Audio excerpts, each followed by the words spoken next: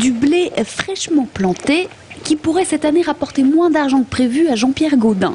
Ce céréalier de Channay-sur-Latan est touché de plein fouet par la réforme de Michel Barnier.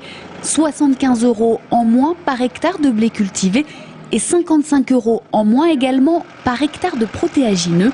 Le coût de cette réforme pour son exploitation, Jean-Pierre Gaudin l'estime à près de 9 000 €, 60 000 francs environ. Et ces 60 000 francs-là, je pense que ça sera le revenu de cette année pour une exploitation comme la mienne. Donc ça veut dire avec un résultat nul. Vous allez perdre de l'argent? On ne pourra pas perdre de l'argent, mais c'est de la survie tout simplement. Donc nos régions sont à long terme, si on reste dans l'état actuel, condamnées. Car Jean-Pierre Gaudin, comme la plupart de ses collègues d'Indre-et-Loire, est un petit céréalier. 107 hectares cultivés seulement, loin, très loin des grandes propriétés des céréaliers de la Beauce.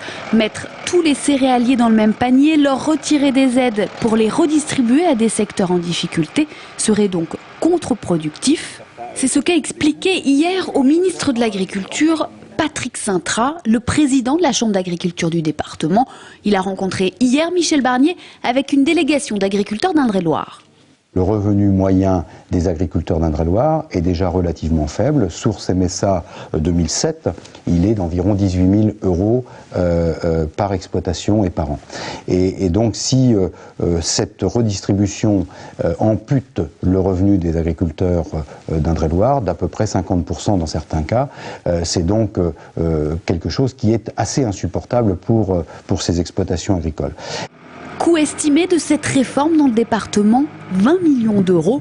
Plutôt réceptif aux craintes des agriculteurs tourangeaux, Michel Barnier attend dans les jours à venir les propositions de Patrick Saintrat et de ses collègues.